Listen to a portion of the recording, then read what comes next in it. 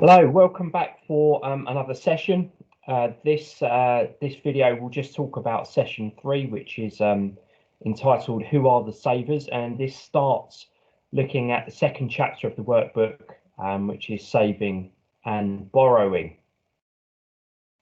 So what we need to do in this session is just understand or know how financial services can link those with more money than they need or surplus money, which you would term as being savers, and linking those with those that need money for a particular purpose, those that need to borrow money to do something that they need to do, whether that might be a business or an individual. So the first way we're going to look at this, the chapter looks at this in slightly different ways, but the first way we're going to look at this is via banks offering deposit accounts and loans to customers, and how that then connects those with surplus money to those that need to borrow money for a particular purpose. So as I said, the financial services industry kind of acts as this middleman or an intermediary between certain individuals, whether that's financial services organizations, companies, or individual people. So we're going to focus on the links with those that have more money than they need, a surplus amount of money, and those that need to borrow. So this is the first kind of area where financial services kind of bridges that gap and acts as the middle person or connects the savers with those that need to borrow money. And really what we're talking about here as savers are those that have more money than they need. Now, often we associate that with people with lots of money. That isn't necessarily the case. Normal members of the public don't have to be millionaires. Often monthly, when they get paid after they've spent everything out that they need to spend on, whether that's their household costs, their bills, food, whatever that might be, they often have money left over. So if they're lucky enough to be able to do that, they may then look to save it. Okay, and they look to save it for certain reasons. It might be that they want to save for a car, might be something for a holiday, it could be for anything, any reason to save money. Okay, so these savers could be, in terms of who these savers could actually be, they could be individuals like you or I, or they could be companies that have generated more money than they actually need. Okay, and for the pre-session work before this session took place, we asked you to read through 2 articles. One is about high net worth individuals, okay, and the other is about companies. So with high net worth individuals, we're talking about individuals that are worth in excess of £660,000 or $1 million. That's the general way of classifying somebody that's a high net worth individual. There are ultra high net worth individuals who are billionaires, but from the perspective of high net worth individuals, these are individuals with assets or particularly cash of the value of £660,000 or $1,000 or upwards. And equally, companies can also have a lot of money that they can actually use as a surplus and do things with. It's not just individuals that have that ability to do so. So these 2 articles looked at high net worth individuals, so individuals worth $1 million or upwards, and it also looked at, in particular, a company, in particular Apple, that when this article was written around 2015, so a few years ago now, they were sitting on about $142 billion, okay, in cash that they weren't sure what they should do with, and it didn't matter what they did, it generated more money for them, so they had the same headache. So if we're looking at these 2 articles, so if you've read those, we'll come to the Apple article first. So it said you had to read the article and you had to discuss your responses to these following questions. So the first was, why has Apple been linked to King Midas? Well, the story of King Midas was that everything he touched turned to gold. And equally with Apple, it's a company that every time they go about doing something, whether that's launching a new product, taking over a business or acquiring a business, whatever that is, it tends to be very successful and generates money. Okay, so that's why Apple were likened to King Midas. because that in terms of profits and revenue generated, they were always been doing well. So in this article, it spoke about Apple having far too much money than they needed, and everything they did generated money. And in fact, at the time, they said the quarterly profit of Apple was about $18 billion just in one quarter. So in 3 months, it generated in profit. That's not just revenue, that's profit. So take their revenue, take out all of their costs and their expenses, $18 billion made by that one company alone over a 3-month period. So they were basically generating more money, making money faster than they can actually spend it. So this actually, it sounds brilliant, but this actually poses a problem for companies, as it detailed in the article as we went through. So the second question was, how could Apple spend this additional money? Well, in the article, it gives several methods that Apple used to try and use this cash that they had. So what they did was that they acquired other businesses, was one of the things they did. So it gives the example, and you can see the picture up there of the Beats headphones. It acquired the Beats brand, okay, and everything that that Beats creates. So Apple now own the Beats company and own that, and they bought that for $3 billion. The issue was that they took Beats over, and they will have done certain things with the company, and actually Beats makes them a lot of money. So although they spent $3 billion, it then generated more money that they then have to decide what they do with it. Another thing they did, and you can again see the image on the bottom right hand side of the screen, they created or built an Apple campus, which was this kind of huge headquarters for the company. That cost them $5 billion. Okay, so another huge sum of money that they'd spent on this. And again, this was to help have a kind of landmark building where Apple were focused or Apple were based, and there to kind of head up R&D, all of the different areas that Apple would be associated with, all their core activities would come from this headquarters. So a huge amount of money spent on that. Another thing they did something called share buybacks. So Apple is a publicly traded company in the US. So it is it's floated on a particular stock exchange. So Apple shares are sold to the general public via that exchange, and Apple shares are traded constantly amongst shareholders.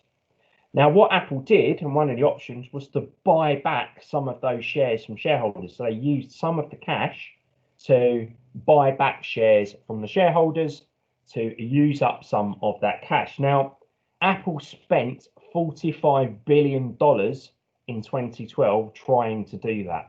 Okay, so they bought back a large number of these shares, and they spent about $45 billion doing that in 2012. So a huge amount of money.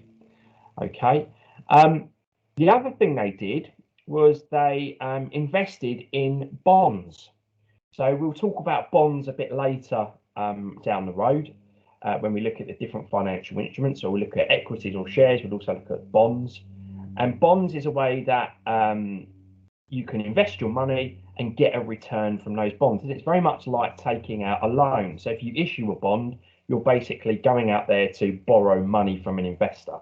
But instead of paying back or borrowing money from a bank, you borrow money from an investor and you pay interest to that investor rather than paying interest to a bank. So it's a bit like a loan, but instead of a bank giving that to a company or an individual, the loan is issued by investors. The money is lent by investors to that company or individual, and interest is paid to them by that company or individual borrowing the money.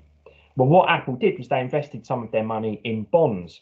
Now, the article does talk about how Apple have an offshore company which is known as Brayburn Capital, and this company that they have manages this excess cash. So the money is stored offshore outside of the USA, okay, and it's basically stored where they don't pay as much corporation tax. Now, this is quite controversial, and it comes back to the ethics and integrity piece that we looked at in the second session. So there's a lot of publicity around companies that don't pay the amount of corporation tax that they should do. And this was an example back in 2015 where Apple were storing large sums of cash offshore so that where they weren't liable for as much corporation tax as they would have been if all the money had been kept in the USA. So, and the reason they do that is because corporation tax rates in the US was about 35%. So they would have paid a 35% tax on that 142 billion that they were keeping offshore. Okay, so part of this was kind of to reduce the tax liability. And in some respects, you might argue that this is, being greedy and it's not paying a fair proportion of tax compared to what they are actually generating profit-wise. And that's a genuine argument that you could make about this company. So, and actually, we can answer the fourth question there on the condition that Tim Cook, who was the chief executive of Apple at the time, was asked why don't they pay more tax, and Tim Cook turned around and said that they would be happy to if the corporation tax rules in the US were simplified and it was less expensive or less the tax rates, corporation tax rates were lowered, so it would make it easier to move some of that cash back into the US and not be liable for so much tax. Okay, so it was a complaint that, sorry, the tax rates are too high. We refuse to pay 35% tax on the profits we're making there.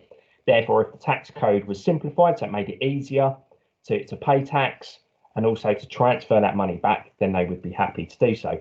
A kind of a bit of a weak excuse, in my opinion. You might have different thoughts on that. I don't agree with companies that are avoiding paying tax, and there are big ethical questions around that. If we look at some countries like the UK, there have been more recently, over time, there have been a tightening of tax rules or corporation tax and where money can be kept to try and close loopholes on that. Although there may well be possibilities that companies can still get around that, and individuals for that matter. So this is actually a big issue that is still kind of under scrutiny. So do you agree with how they have decided to spend their cash? Justify your thoughts. So again, you will have your own opinions about how you think Apple have spent their money and whether they've done that wisely. In conversations that had in certain sessions, students have turned around and said that maybe they could donate money to charities, which could help make a difference to people, set up foundations, that kind of thing, as other companies may have done, or trusts. And this is again a genuinely interesting point to make, is that I'm sure that Apple do give significant sums of money to charitable causes, but maybe that hasn't been made clear in the article, or maybe they could do a lot more. 142 billion is a huge amount of money. In fact, it's something like, if I think the article quotes that if they could buy with that amount of money, they could buy about 450 of the companies that sit within the S&P 500 stock market index. And again, stock market indices we'll look at during the equity section of the course. And actually, they could have bought Lithuania, the country, 3.5 times over with the sum of money that they have sitting there. So this is a huge sum of money that Apple had going spare. Okay. So again, ethical questions about this, but also this money could even have been lent. So Apple could have invested this even further. So they spoke about offering bonds. Okay, they could have done more of that. They could have made more capital available to people or organizations that wanted to borrow it. I suppose the only downside to that is that it would probably generate more money from them because they would get money from interest from those bonds. But again, there are different ways that Apple could give some of that money or use some of that money effectively, other than what they've already done.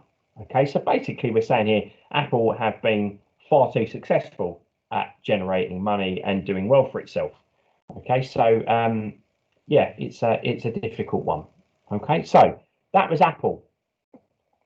The second article, we spoke about high net worth individuals. So this focuses on how high net worth individuals in the UK are distributed, some of the patterns that we've seen in the worth of these individuals, and reasons why that has been the case. So if we look at that, so again, just to remind you that in terms of kind of generally speaking, high net worth individuals are considered to be those that have about $1 million in assets. That equates to around £660,000. Okay. And as I said, you can get ultra high net worth individuals, are those that would be billionaires, so are worth significantly more higher amounts of money. So the first question is, how has the number of high net worth individuals in the UK changed between 2007 and 2013? So 2007, 2013, if you read the article, the number of high net worth individuals in the UK declined by about 1.2%. So that was around 10,000 people that were previously high net worth individuals that were no longer or had been reduced by 10,000 people in that period of time. The interesting thing was that even though high net worth individuals went down, the number of billionaires in the UK actually went up. Okay, so those with 100 million or more actually went up, and the reason for that was because more people, more ultra high net worth individuals from abroad were coming to the UK and living or doing business there. So you saw a big increase in the number of billionaires, but those high net worth individuals, so with $1 million or a bit more, those actually came down by about 10,000 people, about 1.2%. Okay. So the second question asks, identify and explain the two reasons why this has happened. Well, what we saw in the 2007-2013 was the financial crisis, which hit globally, but obviously had a big impact on the UK. Okay, and the number of people, high net worth individuals, had their money invested in equities, which are shares, and also in property. Now, two of the big things that were hit during the financial crisis was property prices, because actually there was banks weren't lending money, so it was difficult to get a mortgage, and therefore, if it's difficult to get a mortgage, people weren't buying houses. Therefore, property prices come down because there's less demand for them, and that's what happened. Also, share prices, because businesses weren't doing so well during the financial crisis and the recession that happened after that.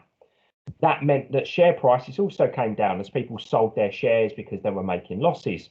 So share prices started to fall. So if you've got people that have got money tied up in investments in shares and property, and the value of those starts to fall, then their overall wealth or overall value as an individual, or wealth as an individual, will also decrease.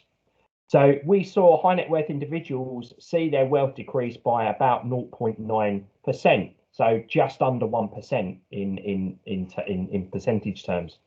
Now, that actually accounted for about an overall UK GDP. So comparing that to the ordinary people, to normal people that are not high net worth individuals, okay, we saw during that period of time a 16% drop in UK GDP, which is the economic output of the UK, how much the UK generates. We saw a 16% decrease per head. So for the population, we saw a 16% decrease in GDP per person, attributable per person, but high net worth individuals only saw their wealth drop by 0.9%, not even 1%. So it's a huge disparity, huge difference between the impact that had on ordinary people, but also on high net worth individuals. But just to note that high net worth individuals weren't immune from the impact of the financial crisis. It just seems that the impact was less significant on them than it was compared with the general public as a whole. Okay. So the fact that they had this money wrapped up in shares and property, and those two assets got hit, the value of those assets got hit quite significantly in the financial crisis, that reduced the wealth of high net worth individuals, and therefore the number of high net worth individuals. A number of people fell out of that bracket to be classified as a high net worth individual. So this was really the main reason why the numbers fell. So what percentage of UK millionaires or high net worth individuals live in London? So there are around 44.8% of people in the UK that are high net worth individuals live in London. That is around 376,500 people. Okay, so in London, you've got around 4.5% of the population of London are high net worth individuals. But overall in the UK, 44.8% of high net worth individuals are located in London. So it's quite a lot. It's just under half of all high net worth individuals in the UK live in London. But interestingly, the concentration of the high net worth individuals is actually less concentrated, or the proportion is less than in cities like Edinburgh. So in Edinburgh, about 5.8% of high net worth people in Edinburgh are high net worth individuals, whereas in London, it's only around 4.5%. So again, that will be down to population size.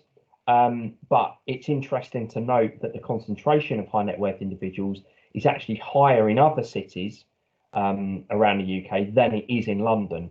It's just that you've got a very high proportion of the overall number of high net worth individuals that are located in London as a whole, so just under 45%. And what do you think is probably the reason for that? Actually, this touches upon the last question, really. So why is that the case? Well, there's a number of reasons, and why London is a popular base for the wealthier. That's because of its location. So if you think about where the UK is located globally, you're the kind of gateway towards the US, and it's also the gateway to Europe. So there's a reason why Heathrow is one of the busiest, before COVID, why Heathrow is one of the busiest airports in the world. It's because of London's location. It's in the perfect location for financial markets because of the time zone that we sit in with GMT. We sit on that kind of meridian. So the kind of zero time zone, if you like. So everything's either plus or minus from GMT, Greenwich Mean Time. So from a markets perspective, when markets open, London is in the perfect position. So the second reason why people like to be located in London is because it's currently, and has at some points been number one, but it's currently the second largest financial services hub in the world. Okay, so New York is currently the number one. But it wasn't that long ago that London had overtaken New York and was the number one financial services hub in the world. So if you are you've got money and you're interested in investing money, London is a very good place to come and do that. Also, London is a very vibrant city, a very multicultural, very cosmopolitan city. Lots going on. So it's a very popular place for people to come to. So these are reasons why people would like to locate in London. The other thing is property prices. London is pretty much often when in times of issues or in times of economic problems, property prices in London normally remain fairly high. They don't tend to normally dip too much. So if you invest in property, because of a shortage of properties in the UK, the demand outstrips supply for houses in the UK or properties. London is an attractive place where you can buy a property and often the value will go up significantly. So as an investment, property in London is normally quite a good thing to get into, and therefore that's why it becomes quite popular, especially for overseas investors. So it kind of answers that last question as well. It asks, what are the 3 top towns where millionaires are residing?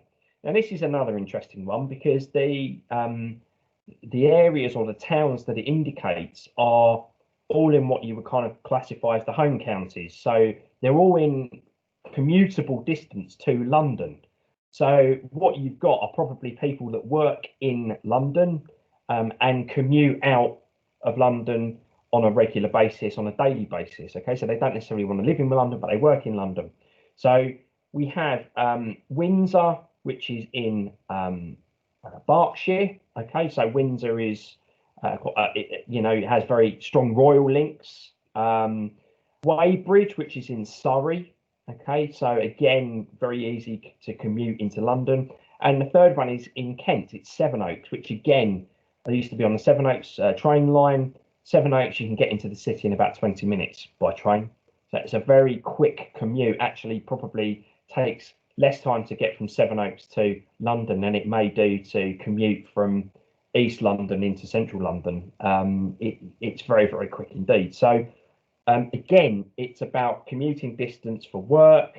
These people earn their money in the city and commute back to homes that are just outside. So there are even the towns where the higher numbers of high net worth individuals live, that tends to be linked to London as a city. And it also asks, what are the main sources of these individuals' wealth? Well, from the article, it talks about several kind of industry areas that have helped these individuals make their money. And the first is the main one is real estate and construction. So the article gives the figure of what a percentage of 17.6% of high net worth individuals come or have made their money through real estate and construction. So whether that is through building or investing in property, that's where it comes from. And again, I mentioned that in the UK we have an issue we have a predicament where demand for property outstrips supply, so that more people want to buy properties than can be physically supplied to them.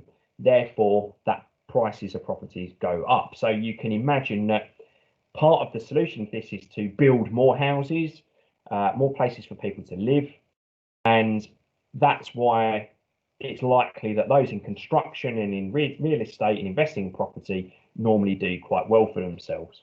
Okay, so 17.6% of high net worth individuals in the UK have made their money through real estate and construction. The second is financial services with about 15.3%. Again, no surprise there that financial services is a big earner for people working in those areas. And potentially a number of you will hopefully do that at some point in the future. So 15.3% there. And then in third place, with 9.9% was retail and fashion. And as we know, the UK is a nation of shoppers. We like nice things. Okay, we like to go out shopping. So there's no surprise there either, although obviously COVID-19 has had a big part to play in that, with high street retailers and putting a lot of those out of business because people have been unable to do that. So these are areas where high net worth individuals have made their money. So retail and fashion, if that was done again now, may not be the third highest area where people make most of their money that are high net worth individuals. Okay, so we've spoken about both of those articles, and we've identified that both individuals that are worth large sums of money and have assets that are valuable, and those individuals and companies that have large sums of money surplus to what they need to pay their expenses, they have the opportunity to save that money. Okay, now in that case, it also provides opportunities for those that need to borrow money to use the money, the surplus amount of money that these people and these companies have. Okay, so this brings us to how banks, okay, traditionally have linked savers with borrowers. Okay, and this is a very traditional view of how banks work. Okay, so when you put money into a savings account or a current account into a deposit account with a bank, that money does not just sit there. So there isn't a huge vault with everybody's money sitting in there.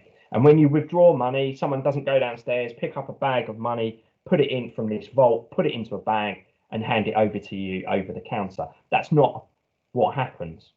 So what generally happens is, if you've got someone that wants to save money and they're going to deposit it into a bank, and we use this example, they go to a bank, they pay the money in. It might be electronically or it might be through cash.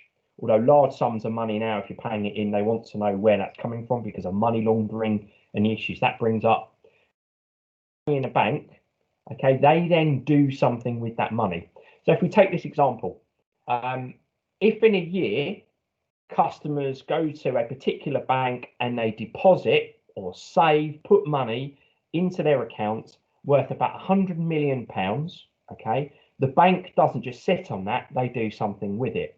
And what they do is they pay interest to the saver. So in exchange for depositing that money, the bank then pays interest to those savers, and that's a thank you for putting that money with them and for them sitting on it. So it's interest that is paid by the bank to the savers as a thank you for the money they put in there, and that's interest paid to them. Now, say in this case that the bank pays 5% interest to the people depositing money, the savers, so therefore they pay out 5 million. So they've taken 100 million in, they pay out 5 million to them, okay, and that money is still with the bank. So they just pay them interest, but that original 100 million, unless they withdraw any of that, that still sits there. Now what the bank do is they take the 100 million that they've got, okay, they've paid the 5 million interest, so they might have about 95 million sitting in there. And then what they do is they lend a proportion of the deposited amounts from savers, so the money put in by savers, they lend a proportion of that. They won't lend all of it, they won't lend 100% of it.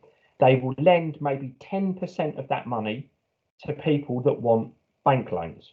Okay, so the public or small businesses will go to a bank and they will want a loan because they want to maybe buy a new car, or buy a new washing machine or computer or something like that. They don't have the money there and then, so they go to the bank to borrow the money that they pay back over a period of time. So the bank takes the money from the savers and it lends a proportion of that money, say 10% of that, to those people that want loans with the bank. Okay, and what they do is instead of the bank paying those people interest like they do the savers, they charge interest to those borrowing the money. So they are charged for the privilege of being able to borrow that money from the bank. The money is not borrowed for free. And what the bank do is they charge more interest to those taking out loans with them, borrowing from them, than they pay to savers putting money into the bank and depositing it with them. So in this case, it shows there that they are charging 8% in interest to the people taking out loans or borrowing money from that bank. So if they've lent out the 100 million, that's 8 million that these customers, these borrowers are paying to the bank for borrowing that money. Okay, and the way the bank has done that is it has taken a proportion of the money put into the bank and it has lent that out to them. It can't lend, I mean, in this example, it's actually showing that they're lending 100% of it. They won't do that. They will lend probably 10%, so maybe 10 million of that money they will lend to borrowers. And the reason they can't lend it all is because if one of the savers, the depositors, wants to get their hands on their money, there has to be money there that they have available that they can give back to the saver. But the thought that there is a big safe with everybody's money sitting there, that doesn't happen. Okay, I mean, most of it it's electronic money anyway, so it's all done electronically. But at the end of the day, they need money there to be able to pay back savers if they want to take their money out of those accounts. So the bank, if you think about it, it's received £8 million in interest, and it's paid £5 million in interest to the savers. That means that they've actually made in that year a £3 million surplus. Okay, now that's a small amount of money. It would probably be a huge amount more than that. But this is just an example. With that £3 million surplus, what they then do is they take out all of their operating costs from that. So all of the money it costs to run those banks, the wages, the salaries, the bills, the electrics, whatever it is that they need to power the buildings, the rents if they're renting those, or the mortgages if they've borrowed money to buy them. They take all of those costs out from that surplus, and that leaves them with their profit. And that profit is usually with banks anyway, not so much, well, building societies as well, but with banks, building societies don't have shareholders, banks tend to. With banks, it means that that money is then given back to shareholders in returns. So the profits, after they've taken all the costs out from the surplus, that is then used to pay shareholders. So this is a very, very basic way and that kind of traditional way that banks work. And just to summarize that again, they take money deposited into the banks by savers, so those with surplus money, so the high net worth individuals, the general public, and companies, they put that money in the bank, they pay those savers interest for saving that money with them, and then they lend a proportion of that money that's been deposited to those that want to borrow it. They won't lend it all, but they will lend a proportion of that money. They charge those borrowers interest on that, and key to this is that the interest they charge is higher than the amount of interest they paid to the savers. The difference between that is what's known as a surplus. So in this case, the 8 million interest they've received from borrowers, take off the 5 million they've paid in interest to the savers, means they've got a £3 million surplus. With the surplus, they pay out all of their costs. Okay, so they use that money to pay out all their running costs, their operating costs, and then they are left with profits, which they will then distribute to shareholders, normally in dividends. And again, we will come to what dividends are when we look at equities. Now, this is known as fractional reserve banking. Fractional because they are lending a percentage of the deposited money to borrowers, and reserve as in that's the reserve that's sitting there, the pool of money they have there. So they lend a fraction, so they use that money to lend a fraction of that reserve out, knowing that they have got an amount of money still sitting in the pot that they can use to pay back depositors or savers that want to withdraw their money from the bank itself. Okay, and then through those the differences in interest, they generate that surplus, which they then generate a profit from once they take out all those costs. That is known as fractional reserve banking, a very traditional way that banks work. Now, banks do a lot more than that now. They offer lots of different products and services. They will offer the ability to trade shares. They offer a lot more insurance policies, you name it. Banks do a huge amount more than they used to, but this is the traditional way that banks work. Okay, and that pretty much covers everything for the session on savers and who they are and how that the fractional reserve banking works. In the Google Classroom, there is a multiple choice test. There are 6 questions. I suggest that you go in and do that if you haven't, just to test that you understand about this chapter of the book. I would also read the relevant pages in the workbook that are covering off this area. So hopefully that helps to just kind of recap over who the savers are and how fractional reserve banking works. I hope that was helpful. We'll record another video on other topics, but please do have a go at that multiple choice test. Thanks very much.